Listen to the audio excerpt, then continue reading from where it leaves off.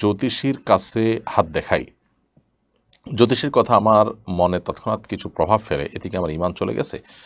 আল্লাহ মাফ করুন, আপনি যদি জানেন যে তার কথায় বিশ্বাস করা ঈমান পরিপন্থী, তাহলে সেক্ষেত্রে আপনার সেখানে যাওয়া এবং দুষ্টুমি করে হলেও মজা করে হলেও তার কাছে হাত দেখানো, এই কাজগুলো আপনার অন্যায় হয়েছে। এর জন্য আপনার আল্লাহর কাছে তওবা করতে হবে।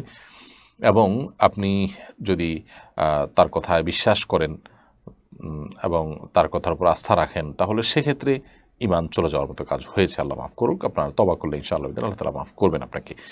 আর যদি শুধুমাত্র জাস্ট তাৎক্ষণিক প্রভাবিত হয়েছেন, আপনি তার কথা পরিপূর্ণ বিশ্বাস করেননি, তাহলে হয়তো ঈমান যায়নি, কিন্তু ঈমান যাওয়ার উপক্রম হয়েছে এবং ঈমানের জন্য ক্ষতিকর একটি পর্যায়ে আপনি চলে গেছেন। বিধায় এই জায়গা থেকে আপনাকে ফিরে আসতে হবে তওবা নসুহার মাধ্যমে। জীবনে কখনো দুষ্টুমি এই ধরনের বিষয় নিয়ে করতে হয় না। মানুষের ঈমান নিয়ে দুষ্টুমি বা ঈমানের সাথে ঈমান টানাটানি পড়তে পারে, এরকম বিষয় নিয়ে মানুষ আসলে দুষ্টুমি করতে পারে না, যদি সে ঈমানের মর্ম বুঝে থাকে।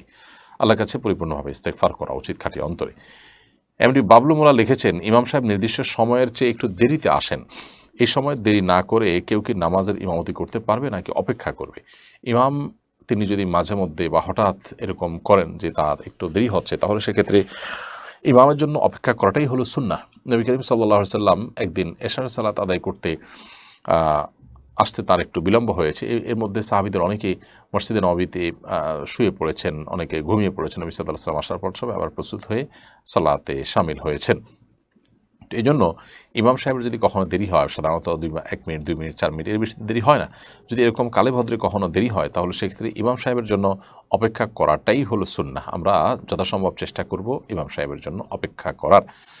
আর যদি প্রায় এরকম করেন, তাহলে সেক্ষেত্রে ইমাম সাহেবকে সতর্ক করা যেতে পারে, সাবধান করা যেতে পারে। ইমাম সাহেবকে বলা যেতে পারে যে এটি মুসল্লিদের কষ্টের কারণ হয়।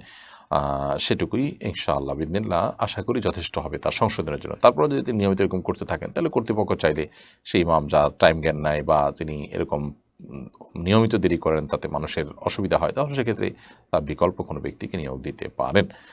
সালমান অপটিক্স